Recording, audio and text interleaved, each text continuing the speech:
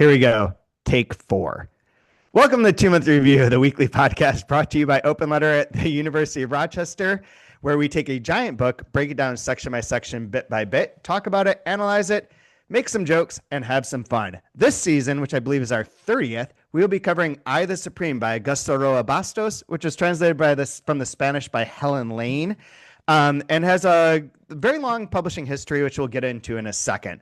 I'm Chad Post from Open Letter Books, joined as always by Kaija Straumanis, editorial director at Coffee House Press and translator from the Latvian. How are you doing, Kaija? I am still doing great, Chad. How are Oh, you? okay. That's good to hear. Wasn't sure. I haven't asked you that question 3 times in the past 18 minutes. I hope there is a future episode where it's just an hour of these cold opens spliced I back to back to back to back to back. I have all the previous attempts at this, which I could record and you or could drop into this one just Oh for God. Oh for God. nonsense reasons. But anyway, so we're going to be talking about I the Supreme, and Brian will be joining us in a minute. Hopefully, this is a book that Kaija, you have little familiarity with. I have very little familiarity with. In addition to you mentioning it in your recent Substack post, I am quite certain that I have seen the name um, either Augusto Roa Bastos or I the Supreme floating about in a previous Substack or an erstwhile 3% blog post. But That other than that, I have no information. that's quite possible. I've been seeing this. I knew the book originally through the 2000 publication from Delkey Archive when they reissued it. Quick publishing history. The book was written in 1974 and published by Siglio 21 Editores in Mexico. Then it was translated by Helen Lane, published by Knopf in 1986, then reissued by Delkey Archive in 2000. That edition went out of print at some point in time after selling over 3,000 copies, which I do want to say is remarkable for Yeah. any reissue, but especially for a book of this density and heft. And then it's reissued by Vintage, I believe in 2019. My edition says second Vintage Books edition, but I believe that means the first one was the paperback that they did as part of the Aventura line, which in Mhm. your mentioning Substack, I did mention that in a recent Substack as one of the really great lines of high class world literature that big presses were doing during like the 80s, 90s, and early 2000s, back when corporate publishers were into more than just dragons fucking. Which, so a quick side note, I used that as an example for something in a staff meeting a couple months ago, and I cobbled together like dragon romance, vampire something, and then after I said that, everyone was kind of sitting there and we're like, oh fuck, we'd all kind of sort of read that first book just to see what it's about. It's it's not Uh, great, but if you put enough of that stuff together, maybe it'll give you something actually worthwhile. I know she's not listening to this, but Kristen from Exile and Bookville has a huge fan of smutty books right now. She has transitioned entirely from reading serious literature to reading dragon fucking books. Um, so I'm not negating them. I'm just going to acknowledge that it is a different it's a different form of literature. I think as I become more aggressive in my old age, I think that romantasy and polymarket Kelshi betting are the two things that are fucking our world more than, more than most anything else. This is my new belief. I do want to say, like, not to segue too much out of that, but like this was I the Supreme coming out in '86 as part of and then being part of this Aventura line. Like I think it was in the paperback just a couple of years later. And the Avon Bard line of Latin American literature that I wrote about earlier this week in relation to the celebration by Ivan Angelo, that was a period when there was like both where commercial publishing was supporting high-minded world literature in a way that it just doesn't anymore. So I can joke Yeah. about the romantasy as being like the downfall of society, and it's not necessarily the content of it. It's the idea that everything should just be sold.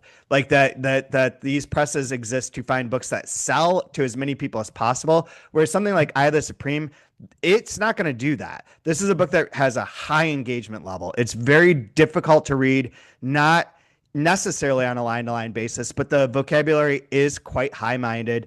The Yeah. sentences Oh are yeah. baroque. There's many parts, there's no real plot. It's a bunch of different documents, and some of those documents you have to read three different voices within every document to understand and parse that to understand what's actually happening, but also to get some of the irony in register changes or in reactions to stuff, which is Hmm. something that you do not have to do if you're reading The Fourth Wing. So like this No. is a different period of time that this book comes out of, and Yeah. I only dwell on that because I was at Book Institute, Winter Institute last week for the ABA, and I miss these days. Like there are a lot of great publishers that were there, a lot of great books that are coming out, but there is something special about like what was going on at this point in time, and like that this was much more supported than it was today with money and attention.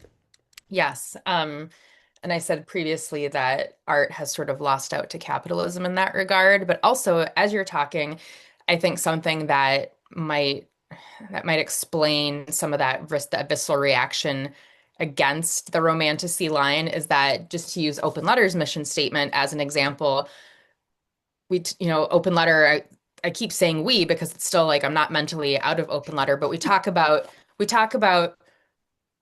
wanting to wanting to bring books to the English readership that will be read for the next 100 years and beyond. Like this book was published 40 years ago, Yeah. and it's Yeah. still it's still being reprinted and reprinted and reissued. So like, you know, for what it's worth, like 40 years, like it's not 100, but like it's still sticking around. It's still having I don't know how to say it, but it's still here. And it's not gone. It is, and it is when you mentioned that you'd seen it maybe on a Substack or a 3% post. The place that I've seen this the most recently is through like Instagram posts about reading books from around the world. Like a lot of people that do like the Read the World sort of challenge. This is Oh one of the yeah. few books that is available from Paraguay that is available and that's of a of fiction, work of fiction.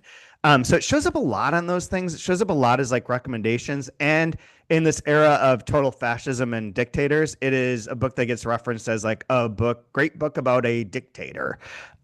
Which I know Brian wants to make a joke about how we need to rename this podcast as Dicks for dictators, but he's not here, so I'm Dict fumbling his joke. dicts Dicks, dicks. Can't say it. dicts, I just which automatically say it's dicks. I can't say that.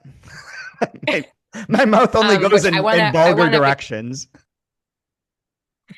that's what she said. I when you say read the world, I want to put a pin in that because there's a review I found of someone who was doing like a read the world Paraguay or Very read the cool. word, I guess it's called. Uh, this because Read the World was something that we invented and didn't never copyrighted.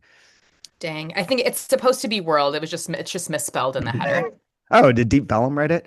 Um, Ooh. yeah, you guys might want to try proofing things once in a while. It goes a long way. It is strongly recommended. Highly. But so, do you know anything about Augusto Roa Bastos? I do, but I want to start actually with Helen Lane real quick. She Please, was please. Helen Lane was actually a contemporary of Augusto Roa Bastos. She was born in 21. He's born in 1917, and she passed away in 2004, having translated from Spanish, Portuguese, French, and Italian. Her list of authors is wild. So Jorge Amado, Juan Guida Solo, Juan Carlos Onetti, Octavio Paz, Nalita Pinon, Augusto Roa Bastos, Juan Jose Saer, Claude Simon, Luisa Valenzuela, Mario Vargas Llosa are all the ones that are just listed on her Wikipedia page. So, and worked on Georges Perec as well. Just throw that one in there. So she is incredibly prolific, translated quite a bit, and a lot of these like very important Latin American authors, including obviously the book that we're going to be reading, I the Supreme. Yeah. And I do know about Augusto Roa Bastos, but mainly from research that I did for this podcast. I've known about this book forever because of it coming out just before I started at Delkey. It was Mm. around, it was a book that was being like sent out to stores, actively talked about at the time that I started. And I used to have the edition, but I think Deep Vellum took it when it was being scanned for like potential Um, future archival stuff. They kept a shitload of my personal books, and that's one of them. mm, So I don't have it anymore, but I have the vintage edition, and I never read the Delkey one. It was a book that I'd always wanted mm, to, that sort of like speaks down the middle of my plate of Latin American stuff. Uh, for sure. I love dictators, things that are like complicated and plotless. All of this like appeals in every way, but it's a giant book, and there wasn't a lot of time to like set aside for that. And anytime that I did go to start it, it was clear this is going to require attention, like Yes. Yeah, real that attention, like for legit attention. sure. And For sure. one thing I want to say before I get into a little bit about his background, and then we can get into this book, and hopefully Brian will join us along the way, um, is that this is much harder to read in 2000 than it is in 2026, simply because it's easier to look up some of the names and some Oh of the yeah, for that words, reason. some of being able to access information about Paraguay, about Francia, the dictator who's at the center of this book, to be able to look up some of the references that it makes to like both places, times, and people, and find out that they were real figures and that this is a book that is based in true history. That's way easier today. Mhm. And I know that like for me, some of the language is like so arcane and like out of date and like beautiful in its own way, as I know something that appealed to you. But at the Mhm. same time, it's like I don't know what that word means without looking it up. I can kind of deduce it through context, but I'm not entirely sure. Yeah, and that's actually one of the big questions that I wanted to pose to you guys today is, I mean, this is just the first 54 pages of the book, but what what as readers do you like what are we supposed to focus on? Like what or like what do you it's like a two-part question. Both what in general as readers are we supposed to focus on and what are you guys as readers focusing on? So you're talking like there's a point we talked about a bit yesterday where I didn't even try looking up the names because there are so many names of people, right? You said you were looking up the names. I focused on looking up the terminology or the words that I didn't recognize, the Mm-hmm. that are more arcane or archaic words. And at a certain point, I just stopped. It's not that it was like every second line, but there was a point where I was just like, I'm doing it enough that I'm losing the momentum of reading. And so I think I personally started focusing more on the voice and what you said earlier, identifying that there are those different, um, what did you say? Not registers, but like It's there's the like one three forms where, of discourse yes, the three in forms of most discourse. in Where, most of the documents. yeah, so I feel like for me, this is going to be a book where I'm going to be constantly trying to recalibrate and decide what I'm focusing on. But that goes back to your point of this is a book that's very high, like you need to be locked in. You can't just, I don't think this is a book I could read on a bus somewhere and read for like two stops. It's just not going to happen. Yeah, yeah, exactly. So a little bit about Roa Bastos before we get into this. He's born, like I said, in 1917 in Asuncion, Paraguay. He's raised bilingual, as are most of the people in Paraguay. Even to this day, like 80% of the population, from what I could find, speaks Guarani and Spanish, or the other part probably speaks English and Spanish, but most people are raised bilingual, as was Roa Bastos. And he had a comment at some point, and most of my research comes from this book called Augusto Roa Bastos by David William Foster. Hmm. His name is remarkably similar to David Foster Wallace, but You would be reverse. curious. I always have to double check because I want to say the wrong one. But David William Foster, who I believe was at the University of Colorado for many years, he's someone that I've seen come across a lot in terms of like Latin American scholarship about Latin American literature. But anyways, in here there's some quote about how Roa Bastos said that when he starts to write, you have to decide between whether you're going to write in Guarani or in Spanish. And this is a Hmm. problem like the Basque writers also face in terms of like locality and overall. And he makes some joke about how there's not really a written history in Guarani, so you have to use Spanish. But then within the Spanish that you're writing, how much are you bringing in these other terms?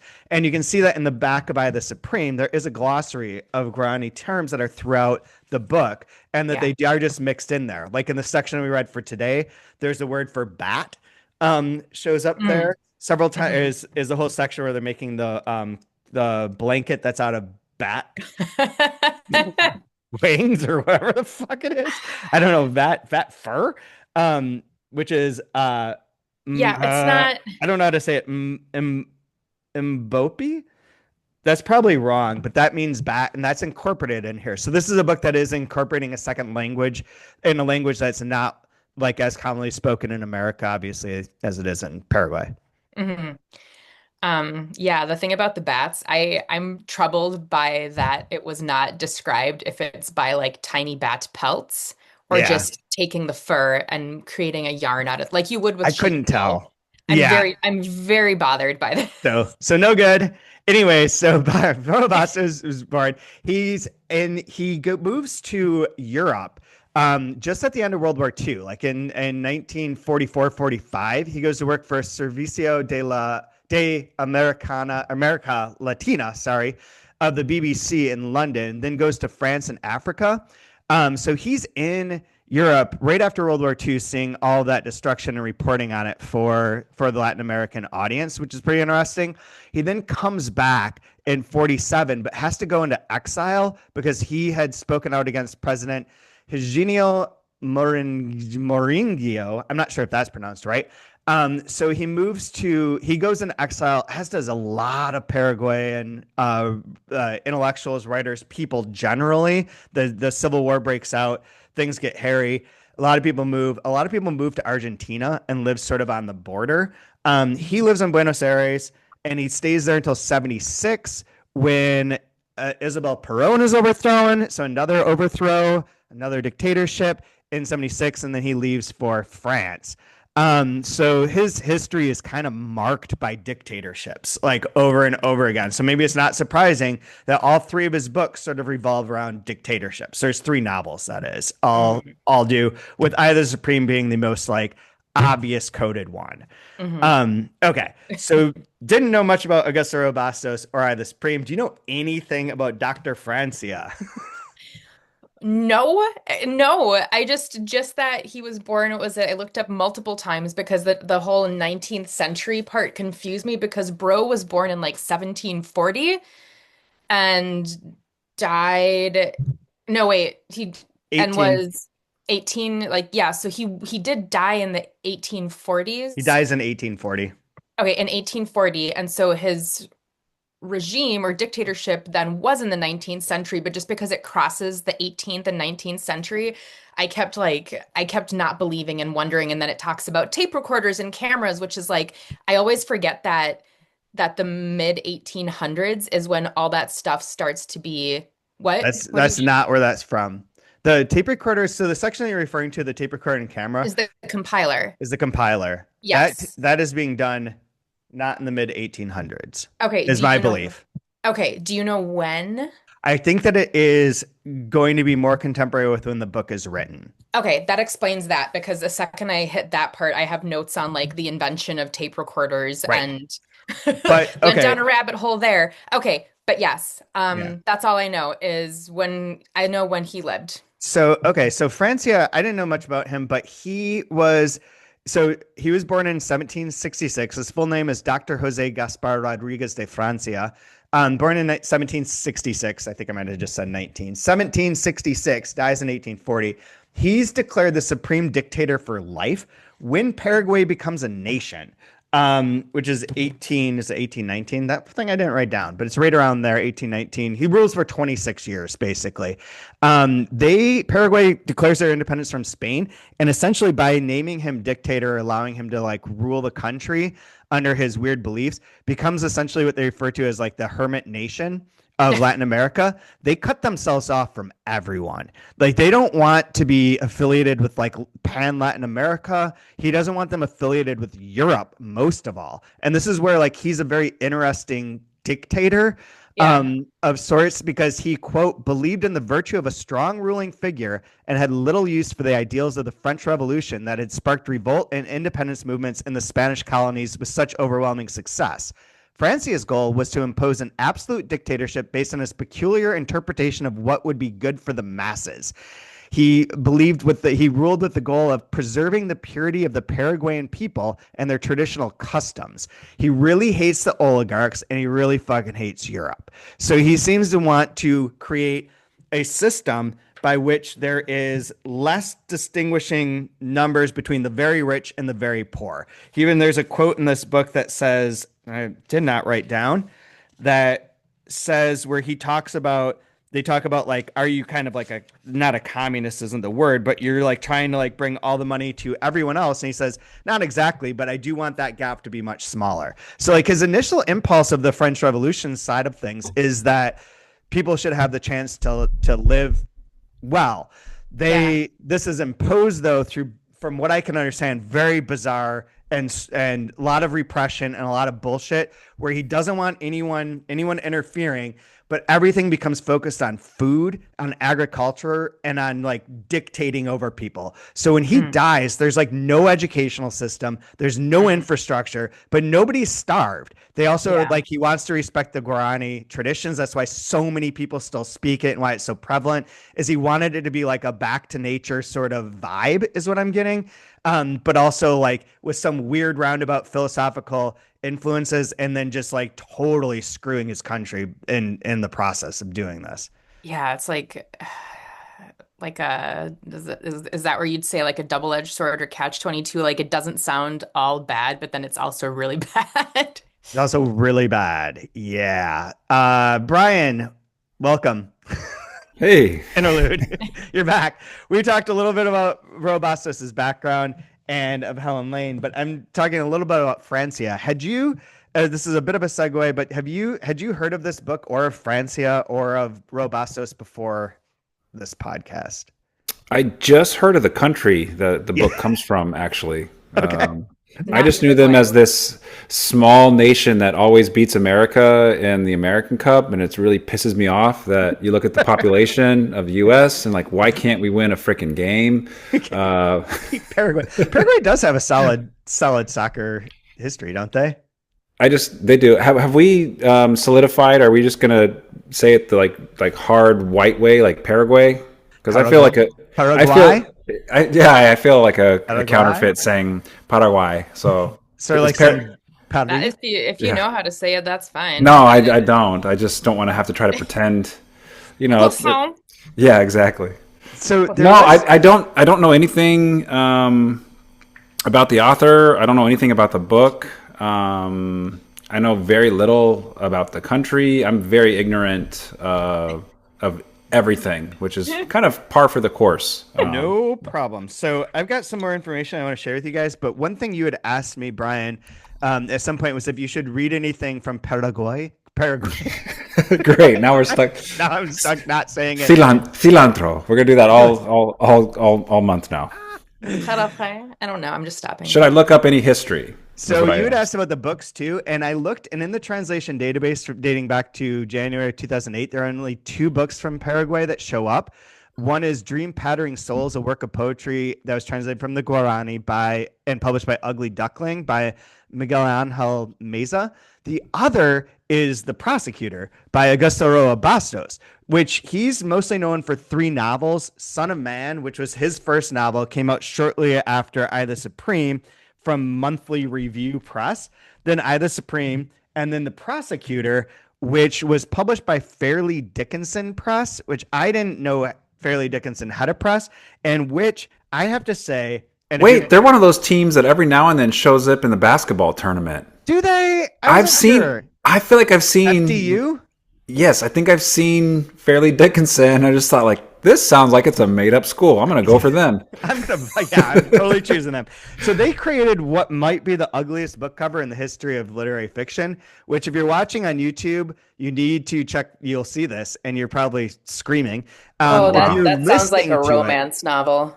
yeah, if you're I'd fuck to listening to that. this, I'm going to try and describe this for you. This is a gray hardcover book. I think it's paper over board with like a lot of boxes around it, the prosecutor in the middle, and then an image that takes up about 2/3 of the top of the book that looks essentially like it's AI. It's someone's hands holding a sort of mystical looking set of scales, like for justice, with a bunch of geometric shapes surrounding their two hands. And then at the bottom, it says, as this is all one line, Augusto Roa Bastos, M dash, translated. Next line. With commentary by, next line, Helene Carroll Welt Bassoon. It's the most insane front cover of a book I have seen in ages. This is not even 10 years old. Like, sorry, whoever made this, you should know better. Like, you guys should have known better. This is an unsaleable book. Now, It kind of makes me want to get my Thetans checked. You know, when you see the Yes. cover, it gives off sort of some Christian Science reader vibes. A little bit. okay, we're Scientologist vibes. Yeah, a little bit. Need to shit on the Christian scientists. No. They just don't Did you believe hear? Did you hear or Optics. read or have you discussed like how this book even came about?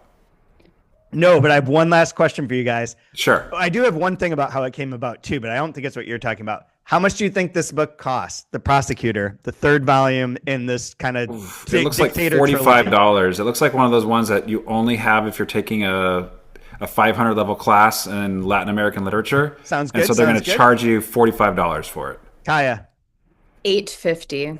$122. I knew it. Wait, See, I knew. is that MSRP or is that just today? That is MSRP. Whatever. That's how it showed up when it came out on iPage. That's how much it retails for. So 122 bucks for this better cover could do It's it. totally Okay, a college text. You can tell. so I don't. Yeah, I really want to read this, but like also like no, I don't. Well, this book is supposed to be part of a trilogy, right? And this is the third volume in it, That's like a the third loosely okay. based triptych around Got it. dictators, right? So Son of Man is somewhat autobiographical. Prosecutors about the dictator that ruled Paraguay in 47 onwards. So it is like when contemporary with when he went into exile and wrote about that. So it is, it does make sense as a triptych. It sucks that it's kind of not available as such. But what story do you have about how this book came to be? How I the Supreme came to be? Well, the copy that I purchased, it's a second printing, unfortunately, so close. But it's from 1986, and inside, someone was nice enough to leave me April 6, 1986, Section 7 of the New York Times. There's a piece here written by somebody named Carlos Fuentes. I have no idea who that is. But apparently they have the authority to write about Augusto Roa Bastos.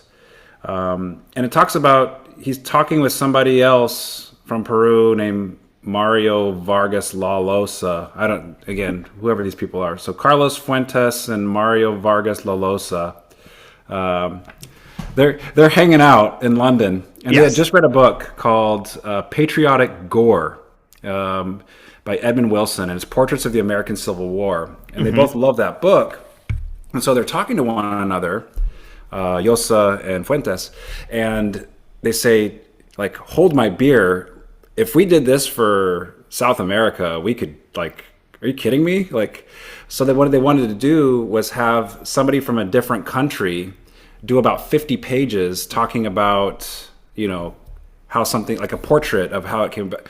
So immediately they wanted to publish this. Publisher picked it up, wanted to publish it. And for whatever reason, it fell through. I don't know the story behind that. So I was really kind of curious what that was. Do you have more? Because I have more. Go ahead. To add to that. So yeah, take over from there. Go ahead. So a bunch of authors get together and decide, like in an informal way, there's a casual agreement. Los Padres, it was going to be called Los Padres de la Patrias, the fathers of the fatherlands. So this is what I think it becomes, that they, around 62, agreed, a group of Latin American novelists, that they would each devote a novel to the figure of a major dictator of their own country. This then in 74 becomes Cuba's Alejo Carpentier's, what's the title of it in English? Hold on one second. Becomes Reasons of State, which is available now from Melville House. Then Ernesto Sabato's The Angel of Darkness. There's also then along these lines, but not in the same year, Jose Lezama Lima's Paradiso, Mario Vargas Llosa's Conversation in the Cathedral, Guillermo Cabrera Infante's Three Trapped Tigers, Gabriel Garcia Marquez's Autumn of the Patriarch. All these are related to that dictatorship idea of Latin American writers writing about their local dictator. Yep. New title for the podcast, right? Yep. Yeah. So then I the Supreme came out of that 50-page failure, basically. So so I don't think I have anything else. I do have things from this book on Augusto Roa Bastos about the reading and like how the narration works. There was one other quote before we get into the specifics of this. Where is it though? Oh, it was more about Francia and like his thing, so it's not super important. So we can just go on. So what did you guys think of the first 54 pages, first chapter? Or Brian, you go. Hold on, before we do that though, there was one other thing which I'm not sure if you touched. Just tell me to shut up if I'm no worries repeating something. But I was reading here an article by Larry Roter from 1986ish, I think. He Where it featured talks Open about Letter. yeah, there's a 12-year delay in the appearance of the English translation of I the Supreme, which baffles the author. The book has been published in almost all the principal languages of the world, including Japanese and Chinese, Mr. Roa Bastos said. In Europe, it has not only been translated. Oh, in Europe, it has only been translated into Finnish and Albanian. And then no other books have been published in the United States. And he said he was intrigued that Americans would start with the work of mine considered the most difficult. But Yeah, 12 years to get it in English. Well, we were praising the publishers of the time for making things available that were more high-minded and literary. But who knows? Like that's also a point in time where there's a lot of like we're only doing magical realism from Latin America. Yeah. This came out in Mexico, which it should be a center of power for literature, but may not have been to the same degree that other things were from a relatively new press. Yeah, I wanted to bring that up, though, just as the segue of like our introduction to it. I completely understand why it took 12 years for this to get... I think it would take 12 years to translate it. Yeah. I mean, it's crazy. So for anyone listening, this is my best attempt to describe like what this book is. So the book is a collection of sort of documents, either things that are official with commentary surrounding them, that Francia, the supreme leader, is dictating to his secretary, whose name I keep forgetting, his secretary Policarpo Patino. There are also other documents that are his writing for his journals. There are things that are more official, I believe. Then there are footnotes that are from a compiler who's piecing together all this material, I believe from a much later date. There's also a lot of this is being told saved from a fire. That's been saved. There's been a fire. Mm-hmm. And also this is obviously after after Francia dies in 1840. And there are moments in the book where it seems like Francia is dictating this from beyond the grave, that he's narrating this after he's dead. This even comes up where he says, oh, well, erase that in this section. He says like, erase that line. Don't use that word. They don't use that word yet. There's things that indicate like that make it questionable as to like, you could read this as that sort of level of it's not a historical document. And I think it's specifically there to be like, this is historical in a lot of ways. This was what was going on in Paraguay in terms of like the actual shit. But also, like, it is still a novel. It's being selected and compiled and to make some sort of point, to get back to what you said, Kaija, but also, like, that there is, like, a fictional element to it. More unreliable narrator stuff, too. Well, unreliable author. Yeah. Well, what's amazing about it is it's a highly intellectual person that hates intellectuals and artists, definitely hates writers, and is writing something. Writing a lot, like a lot. This is like the most fucking like extreme hoarding that I have heard in a while. Like just envisioning like the number of pages that he has on all of the dissenters, on all of the people. He's like, so this is set off. Everything's kicked into motion by there being a proclamation supposedly from Francia himself that's nailed to the church, right? Which what an opening. That is not what I expected. So the opening is I'll read this because it might be worthwhile. I, the supreme dictator of the republic, order that on the occasion of my death, my corpse be decapitated, my head placed on a pike for 3 days in the Plaza de la Repubblica, to which the people are to be summoned by the sounding of a full peal of bells. All my civil and military servants are to be hanged. Their corpses are to be buried in pastures outside the walls with neither cross nor mark to commemorate their names. At the end of the aforementioned period, I order that my remains be burned and my ashes thrown into the river, ... So this, like, he didn't write this. It's like clearly like a satire. They keep saying pasquinade, I think is the term that they use, like a little parody piece. And also, I don't know, man, if you're a dictator, if you're a fascist dictator and you get deposed, sounds pretty dictatorial. Sounds like a plan. Gotta rid the rot, you know? So anyways, putting that part aside, bracket that for now. So that kicks everything off.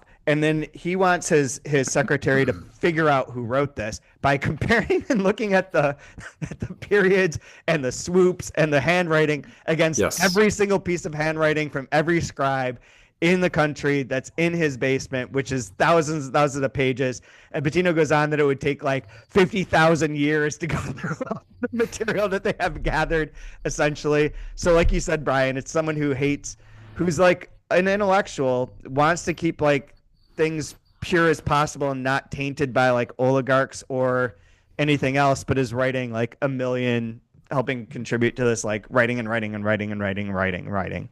Yeah. Yeah, I didn't pick up on the ghost thing just yet, but it makes total sense to me now. I wish I would have been a smarter reader, because I was kind of honing in on this idea of like, for the lack of a better word, there's something, there's obviously like the cult of personality Yeah. taking place with like someone called the Supreme, but there's also like actual like this like magic, dark magic of like the occult Oh, yeah. as well that I was kind of picking up on.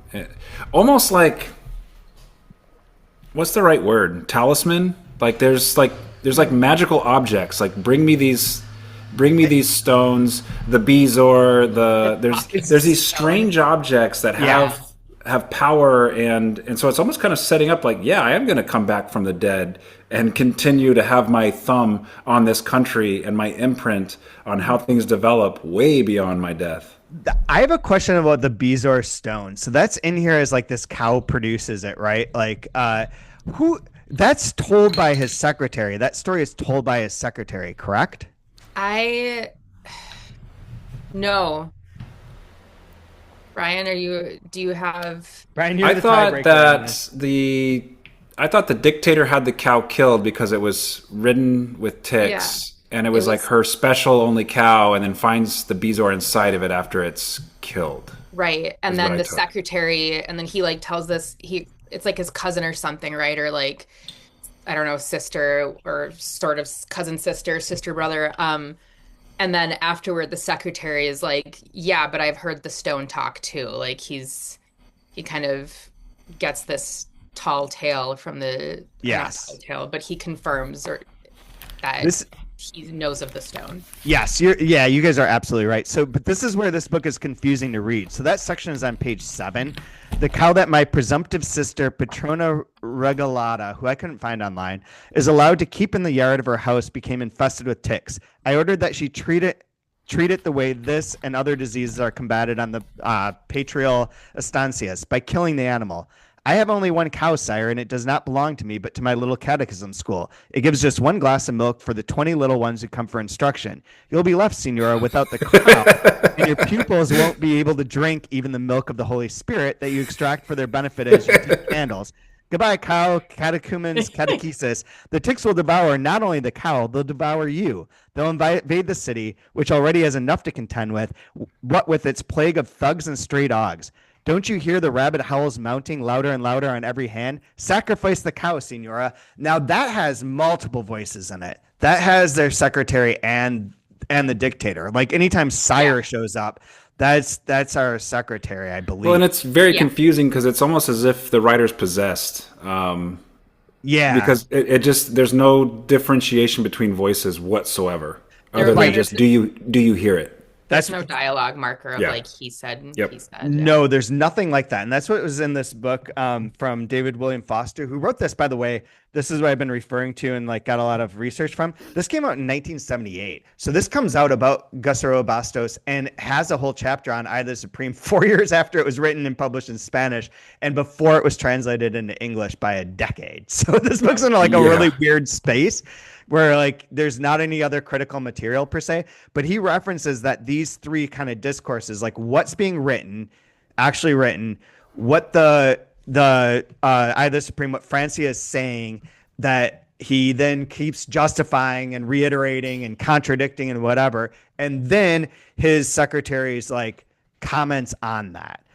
So you have all three of those, and that for the most part they're evenly balanced. Like you say, Brian, it's hard to parse like what's going on without having to go back and say like, wait, who said that word? Because if from one character, it's ironic and funny. If it's from the other character, it could be very serious and strange. Yeah. Two things though, because then after that next paragraph break, the first paragraph says, "I have forbidden the woman regarded as my half sister to engage in those practices of witchcraft."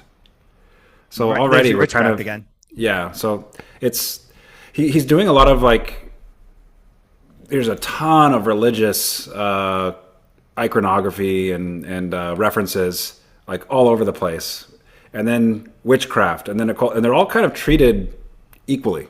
Yes. Which I think was really interesting. Mm-hmm. But even more important is on that paragraph break, it says "utter madness!" exclamation point. I don't have the original Spanish. Is that supposed to be a pun for the udder of a cow and milk? Udder. Oh, God. I really hope so. I hope so great. too. That is a translation masterpiece. If it is a pun, Either way, and she was able to nail that, like, come on. That is so. If you have the original Spanish, please let us know. Is utter madness? Did they just crush that pun for our tick-infested Bezor cow?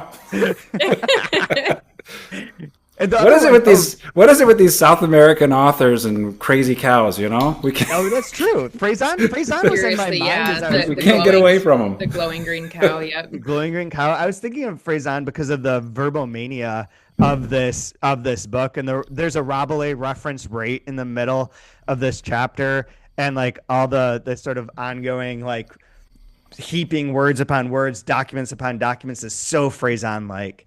Yeah, the footnotes. No, this is definitely another one of the books I can already tell I don't have anybody to recommend it to. It is Really? like it's bombastic, it's maximalist, it's weird. But it's that's what you should be amazing. recommending to people. Don't recommend I know, things to people. but- Recommend things that are they're good. I don't want to kowtow to people's opinions anymore. I think this is my grand revelation at the age of 50 is like, you might not like this, but I'm not going to recommend something that you would like because what you like is shit. Well, no, because like You like dragon like fucking. I was thinking after reading this first 50 plus pages, like this is why James wins all these awards as part of a book club. It's like, oh, that's Huck Finn's dad. I know that. Like, yeah. It's like the middle mind. It's like it can be, Curtis you know, White's it can be argument. well written and thought provoking, but it's kind of like here. It's like you know, sounds smooth. It's a Steven Spielberg Holocaust film. Like, oh, okay, cool. Like this feels kind of good. I like this. Yeah. I get this. It's right? like E.T. versus Stanislaw Lem. Yeah, and then like this cannot be like my mom's book club like ever. Can't do it. You know, and they're all smart ladies and they're great, but like, hey, if you guys want to read this crazy bombastic, crazy megalomaniac, no, it's not about America. You never know. They might like it. We're just assuming that they're not going to I agree. You but never know. I have nobody. I already from the first 50 pages. I have nobody I can recommend this to, and I wish I could. I don't have good friends, I guess. Well, I have one person other than you guys, and I mentioned to Chad, but Mark Haber has not read it. I asked him. Oh, that's fine, but I think he would probably enjoy it. The prose is gorgeous. This book have is a copy. Absolutely freaking gorgeous. If you if you like words and people putting words together, you'll be happy with this one for sure. So it did remind. I know Kaija, you worked on Mark's new book Ada, which I've also read, and it does have a similar sort of not setup, but like tick to it, where there's like one person going on and on and on, full of themselves, and someone else replying. That's like much more basic. Yeah, I don't know that Hans, the footman or butler, whatever he is in Mark's book, has a lot of speaking time given to him, but there is that like the like someone in a higher position, just like quite delusional and just ranting and just add the. I am curious if there are any like Nabokov influences with this work, with the use of different texts and trying to provide contextual information, but having it be so like fictional and part of the piece. I think you missed this part, Brian, but he was in Europe right after World War II, and then in 47 to 76 lives in Argentina, which is like a really rich period of like literary history to be part of. So if not Nabokov, like all those other authors are there. Yeah, sure. Like everyone's connected. And he moves to France after that, and he was in France before. So like we can just lump in all French authors too. So like that whole myriad of influences is prevalent for sure. For sure. He's not like because coming out of nowhere. there's quite a bit of like that I sense like delight in the footnotes and in the and in the letters that are inserted and the different, because even like there's translators notes. Like, well, wait, who's translating this? I think those are really hers. Are those really her? Is it not? Like, it's so. I think so. I assume that's why it also has the different. It distinguishes it with the I don't know what you call that, but the S, the double S looking thing. That's what I thought. But it's funny what they are, because those footnotes are like Porteño. Porteño shows up before it's footnoted, but is like someone from Buenos Aires. Is like this is a weird thing to footnote. Like that's not something you would footnote today. This is something you footnoted in 1986, right? Like to explain a kind of common term. But yeah, there's a lot of materials. This is another one of those books I think you do have to read slow. We talked about in my class today this week was The Calf by Leif Hoy. That yep. That we did a podcast on with him and with David Smith and with translator Kyle Semmel. It's from Danish, and it's been translated into pure Appalachian dialect. And when you scan it, it looks insane and like almost unreadable. But if you read it aloud slowly or like normally, it comes to life like so richly, because it reads like an Appalachian person telling you this story. And this book I found, like when I could slow down and like essentially read it aloud, it was much easier to like parse those bits as to who is talking, even though I got the cow one a little confused. There are a bunch of parts of this I went back and looked at and was like, I don't really remember reading this, but I remember kind of the vibes of it. Like this was funny. Again, I think I have COVID, but and my brain's not working. That's a great note though, because I did not read this section out loud, and I always tell my students you have to read everything out loud, and I'm breaking my own rule here. So I'm going to read the next section out loud. Forever. And I think that'll help. Well, when you're reading in public, it makes you look a little crazy. And I'm okay with that, but you're in California. Yeah.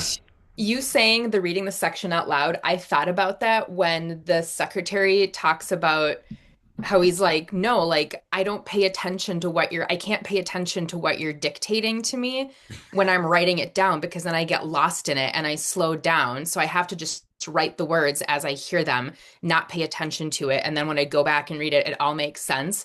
And it made me think of how sometimes like in workshops for like Ploob or something like that, or if you just cold read something out loud, I can't participate in those discussions if I haven't read it before, because I read it and I'm paying attention to hitting all the words and the syllables. And then it doesn't filter past into my, like I can't react to it that way. Gone. What this book kind of makes me feel like from this first section is I don't watch a lot of news these days because it's tough. But whenever I see something happening, like an interview in the Oval Office, and they kind of like pan to show the reporters, there's like 900 people like packed in the Oval Office. Yeah. Right. And then you have like one person that's in charge that's just like rambling incoherently, like just throwing everything against the wall. Like, here's a Medal of Honor. We're bombing Iran. Check out these curtains. Wow, those are great. Look at the gold. Like, you're just like, whoa. And you're like, they pan to these people, and they're like really, they're like really smart people, top of their class. Writing it down. Yeah, and then I kind of like wonder, like, what would it be like to have to jump through all the hoops to go into this lovely palace of the most powerful person on earth, and like this is what you're doing? like it's so bizarre, and that's so weird. And I feel like this book, like it invites you to be in the inner sanctum of some supreme powerful person, and you're just kind of like, stay smart, but keep your head down, stay out of the way, jot it down. I don't know what's going on. Yes, sir. And then you're like, what the what? That's what this feels like. There's two things I would say. One is there's the great part about where Patino talks about the people who he's replaced, which feels like a Trump press secretary, where he's like, "Oh, there's this person and this person and this person and this person. This one's still alive. The others have all been executed, I believe. But this one's making you blink out of bats." But here's the most Trumpian section I had marked is from 28 to 29. You're the most conniving chatterbox in the world, an odd bird that cackles all the time, a bird of ill omen for whom death has already knocked on the door, who is going to die forthwith, though gradually. I haven't managed to make a decent servant out of you. You're never going to have so much material to deal with that'll shut you up. In order not to work, you invent happenings that haven't happened. Don't you think that I could be made into a fabulous story? Beyond the shadow of a doubt, Excellency, the most fabulous, the truest, the most worthy of the majestic exaltedness of your person. You're the best, Gaston. Belle's stupid for not marrying you. They're like Disney characters. Yeah, that's true. This thing is absolutely bizarre and funny and heartbreaking all at once. Oh, weird. Oh, this is the part that I was trying to refer to earlier, but it's in the book. It's not in the thing where Francie is talking about what they want to do with the revolution and bring about equality between rich and the beggars. It says you wish to distribute the wealth of a few so as to make everyone equal in poverty? No, Don Pedro. I want to bring the extremes together. What you want is to suppress the existence of classes, Senor Jose. There is no equality without freedom, Don Pedro Alcantara. Those are the two ends that we must conjoin. So that is part of like the Francia being like an interesting dictator and tyrant is like he clearly killed a shitload of people. He gutted their country. There's a lot of bad stuff as a dictator that has like running off of like weird ideas and vibes. But at the same time, like he did have this like backdrop of like wanting to be like equal in terms of wealth and balance that out. And apparently there was more recently, I read an article about this, about like a stage production that was being done and about how there was a revolutionary party in Paraguay that came out, I don't know, maybe in the 2020, 2021 that uses Francia as their kind of like slogan figure and not from like a fascist. They're like left-wing socialist people that are using him as like a figure. So it sort of like recoups him. And I think that when this book came out, there was some controversy, not controversy per se, but a reading of it where it's like, you know, gussing up Francia's image by making him human and making him funny and like having this in here. And that the book, even though it details, I believe, a lot of his crimes and like horrific nature, does sort of like reevaluate him in a way. Well, there's a great quote from that New York Times article, "A Despot Now and Forever." And it's this: Paraguay was a peaceful place. So are graveyards. Right? Shit. So like, sure, let's yeah, but That's true. it's like saying, look at all the jobs they had. That was a gulag. What are you talking about? Like, look at the jobs numbers. Everybody worked. Everybody ate. Low unemployment. They were in prison. Best economy ever. Yeah. Gas is cheap. As I was telling you, Excellency, all those people scattered all over the countryside. Not a sound, not even of the wind blowing. No sound and no wind. And then the next paragraph. Those people aren't dead. Those people eat. Tico Alarcon, the district commissioner, said. When you're talking, this is kind of going back, but when you're talking about the Bezoar stone and like the sort of like talisman stuff, there's also the one that had all the writing on it.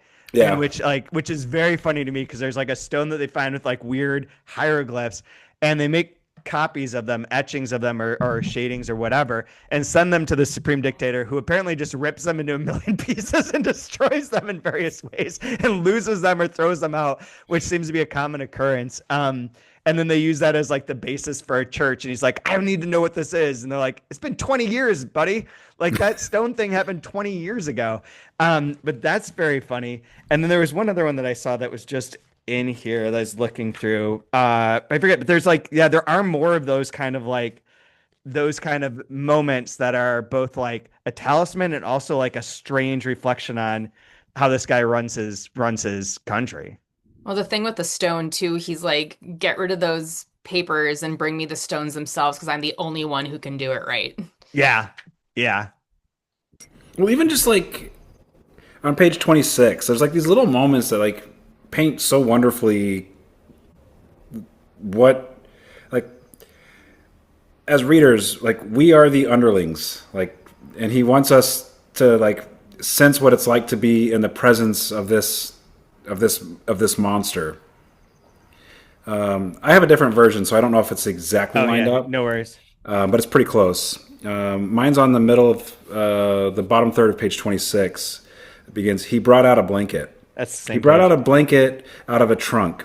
It appeared to be woven of wool or very soft hair of a sort of darkish brown color. I'd be more inclined to say colorless color, since the dim light from the candle didn't penetrate that froth, that with more light would have been still less visible. The color of nothing, I suppose, if nothingness was a color. Touch it, Policarpo. I extended, withdrew my hand. Touch it, colleague. Don't be afraid. I felt it with my hand, softer than silk, velvet, taffeta, or fine Dutch it was. What's this fabric made of, Don Mateo? But, like, I don't know, even just like everything is weird. Everything is mystical. Everything has like this strange, like, mythology to it. And it's like everybody is like on eggshells around everything all the time. Like something as simple as like, hey, touch the blanket. Like, what is it? It's freaking bats. It's bats.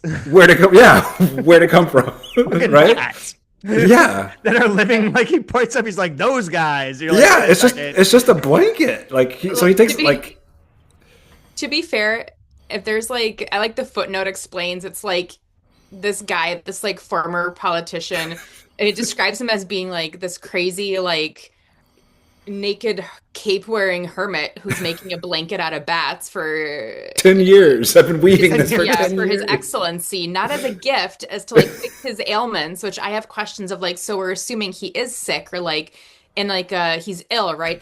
There's talk about like his illness or his condition. Yeah. And then the footnotes like he's not actually bonkers bananas. No, that's what I'm saying. Like everything is dark arts Yeah.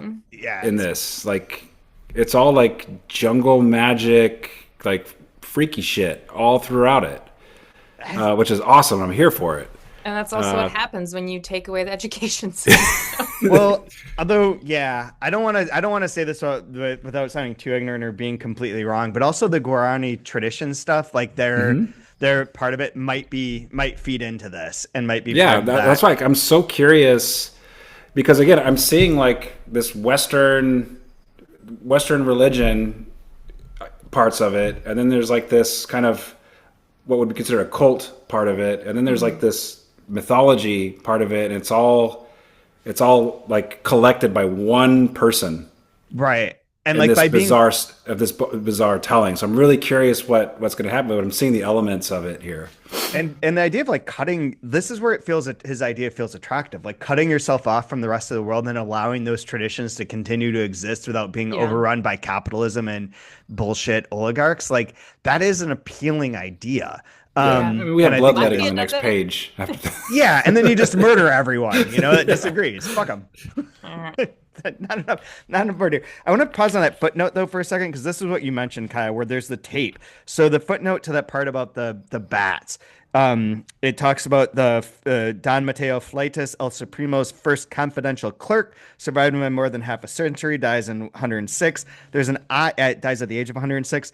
Then it says whom I consulted. So we got a new voice here. This is the compiler, and he says that I was crossing the Parapo in flood on horseback. My tape recorder and camera fell into the water, which I think is a reference to this being a much later book, like a 1900s sort of book that's being compiled of the documents that remain from the fire and whatnot. But what that then goes on to is that the people are like, no, you're not leaving Casapa without your equipment. I will not allow our stream to steal from illustrious, enlightened outlanders who come to visit us. And they redirect the whole stream so he can pull his camera and tape recorder out and play music for this like tribe. The fuck is that? That's like insane. Like that's not a real thing. So like our compiler is like probably pretty unrealistic or like unreliable as well, telling tales here. That are maybe also occult related or whatever, but it's like, that doesn't happen. That's interesting that I may have misread it. I guess I didn't read it as being like like a tribe as so much as a village, but Or I village. Sure, sure, sure. but I mean I like the what I took away from it is the positive is that he says there's uh oh, he's like, there's no name for, oh, yeah, he's like, I don't know if there's a name or not, but since the time of El Supremo, these little things are a duty for us that we willingly perform when it is for the good of the country. Right. So I It's the took it as like a positive, like, yeah, it seems a little outlandish to like have everyone either redirect or just like what's it called? Like dredging the river to like find these things, but also it's kind of like we're just helping a guy out and we can only benefit from helping a guy out. Like that seems nice.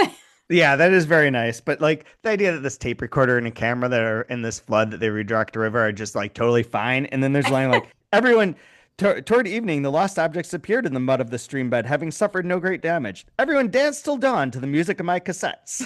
It took up like this feels No, a little goofy. to the Like music of your th- cassettes. Okay. yeah, this is like if the supreme leader saying this about I remember what I was gonna say about the occult thing. There's also that weird town, Travago or Treveo or whatever it is, Yeah, it's where a people penal colony, isn't it? the penal colony where people move very slow and the person goes in and ages to the age of 80 and is desiccated thereafter. Like that's more of your witchcraft, Brian.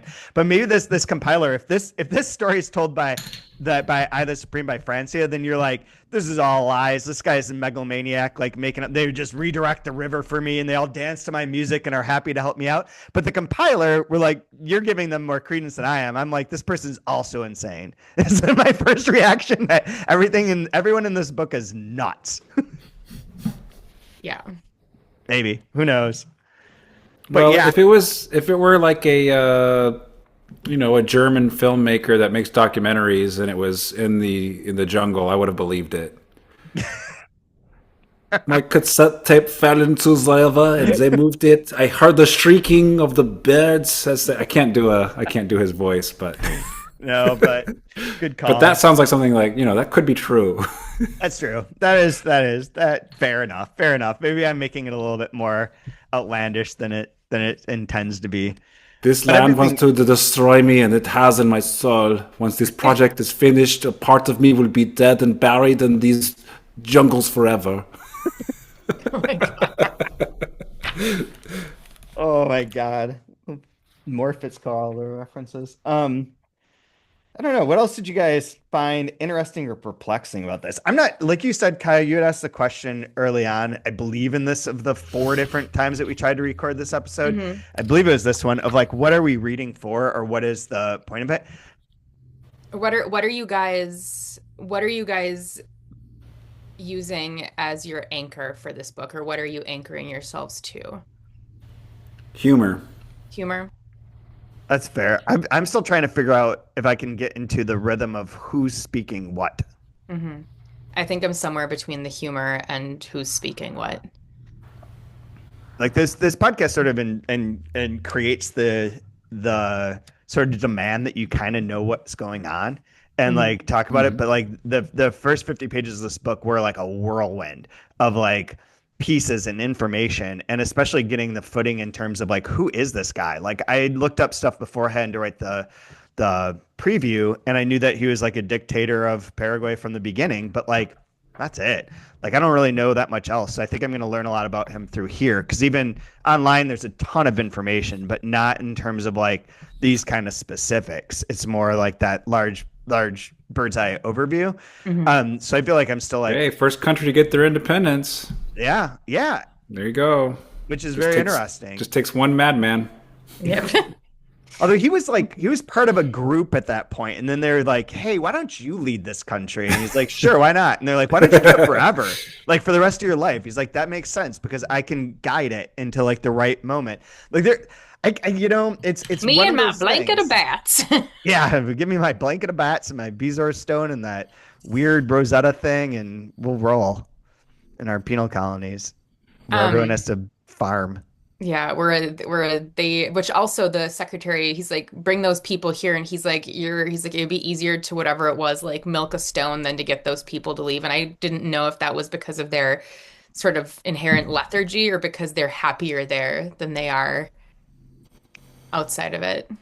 I have no idea. I wonder how Um, many of these things are going to come back. yeah, I'm curious because you read more about his life. Is there any reference about, like I said, it mentions an illness or a condition or an accident, like page 22 talks about the accident His Excellency was in. Yeah, no, do not know. There So I mean was it, that wasn't the in any of the things it I read. wasn't okay, but those little bits of information sort of make it not so unrealistic, or like these like prank or parody notes, or that long letter where they had like a 4-day wake for him, but it's dated into the future. Toward at the beginning of the book, where like people are like something must have happened where people are like, oh, he's going to be dead soon or something, or like maybe. Does that make any sense? Yeah, I do see that he was welcoming to refugees. Mm. It has nothing to do with an accident or a condition, though. Nope, I'm trying to find that, but it doesn't even have like on I'm just looking at his quick Wikipedia thing. It has dictator political career, policies, but how did you die, buddy? That's not obvious here. That's what Mm. yeah, I didn't see anything, so I'm not sure. Okay. I also think that there's going to be an interesting part to this, which will be very hard, I think, to parse of where some of this is historical from this critical book. It talks about how there are a lot of parts of this that are like truly like the historical record, essentially, of what was happening in Paraguay during his rule, and then the parts that are fiction and that interplay. I think would be more obvious to someone who was a scholar of Latin America history or sociology or anything. But I don't know that I'm going to know what's real and what's not Yeah. Yeah. by any means, which is like a weird position to be in. I mean, that's going to happen 40 years from now. Someone's going to write an article or write a book about Trump now, and 40 years from now, people are going to be like, this couldn't have been fucking real. This Well, is here's not happening. Department of the Shield, get the hell out of here. yeah. I'll look up. I'll bring up the dates and be more specific with it for next week's episode. But after their first Il Supremo is gone, uh, shortly after, like in the early 1900s, they were averaging a new government every year and a half for like 25 years straight. So it was just like I'm trying to wrap my head around like what? How does that even work? Like that's it goes from like as like good, bad, ugly, whatever, like crazy like length of stability of having a leader to just like bah, bah, bah, bah, like flavor of the month for like 20 plus years consistently. And there are so Like no many one wants to be in listings. charge. Yeah, and then after that, they get a president that is like the longest president of any country ever. That some like miraculously is in stays in power somehow magically, like over and over and over and over again. Yeah, there's, I mean, So it's so volatile. It's really interesting. Yeah.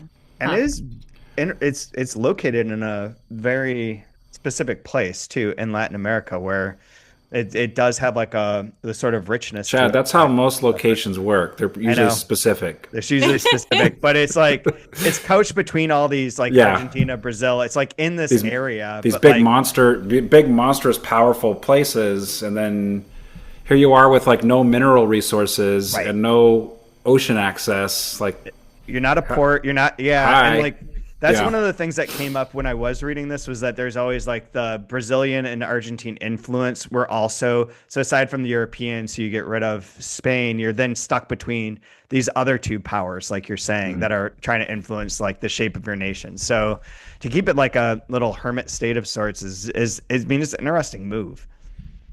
It's like the Switzerland, not really. Yeah. Stay out of it. But Huh. anyways, what else you guys have anything else you want to bring up? I made a note that this is another book with more notebooks. I was trying to write something that about all the books I'm reading that have to do with like documents and Mhm. notebooks or pieces. I did finish Shikasta, the first volume in Doris Lessing's science fiction series. Oh yeah. And that involves a million documents as well. It's like document after document. Everything's framed as documents. And similar to like what happens in Golden Notebook. But that's interesting that this falls into the same camp of stuff. Hmm. I don't know if it's just a coincidence or it's something I'm drawn to Hmm. or it's a unique literary move. Yeah. It's all good shit. Uh, I There's think that things come in waves. We read a lot of had a lot of submissions and things recently that I've been reading that all have to do about like the health or like the slow devolution of health. It's like, oh good, great. I'm that's a fun happy one. to have a dictator, but he's apparently maybe sick. So here's another health book for me. There we go. Love it. He is gonna die. Dies in 1840. So we read up Oh, to that must mean, just a side note, we can talk about later, but you're getting manuscripts, COVID manuscripts. oh yeah, Mm, yeah. They're mm. written during pandemic. Because outside of the pandemic, no one dies. Correct. Pandemic literature. Yay! So we read up to page 110 for next week, which is more than one chapter. Like the chapters are shorter in this next section, which I'm curious too, because I don't know what the chapters indicate at this moment in time, having read just one that Yeah. had different parts in it. Like these other ones, like does there need to be like a different chapter? It just seems like it could all just be like run Yeah, it together, could right? start, stop wherever it wants. Wouldn't It make a just difference to me. I don't know why it's there. Like why there's a new page break. But we'll find out. Maybe we won't. Yeah. I'm sure we'll have some fun though next week. In the meantime, what do you guys have for a favorite line to lead us out? I've got two. I You got two. I have a list of insults. Oh, there we go. This is good. Yeah. Insults are good. These are very, I started making a list of them. I don't remember if I said it in this iteration or not, but they're sort of near Shakespearean. There's so many iterations of this, near Shakespearean insults.